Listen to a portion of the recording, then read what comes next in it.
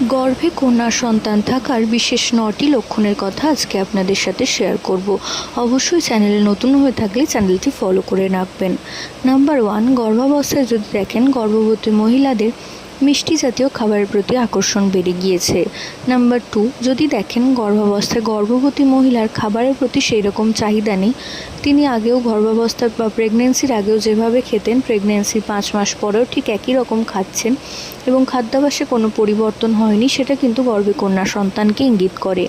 এছাড়াও যদি দেখেন গর্ভাবস্থায় গর্ভবতী মহিলা বাচ্চার মুভমেন্ট বুঝতে প্রায় 6 মাসের কাছাকাছি সময় লাগিয়ে দিয়েছেন বা অনেক দেরিতে বুঝতে পারছেন বেবি মুভমেন্ট, সেটাও কিন্তু গর্ভে কন্যা সন্তানকে ইঙ্গিত করে।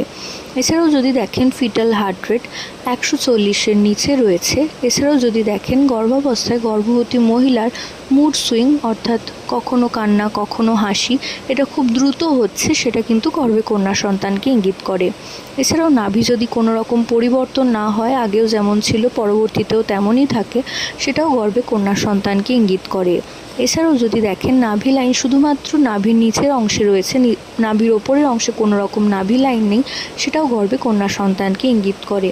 যদি দেখেন গর্ভাবস্থায় গর্ভবতী মহিলার খুব বেশি পরিমাণে চুল উঠছে এবং নবমতম যদি দেখেন গর্ভাবস্থায় গর্ভবতী মহিলা যখন শুচ্ছেন তিনি ডান দিকে কাত হয়ে বেশি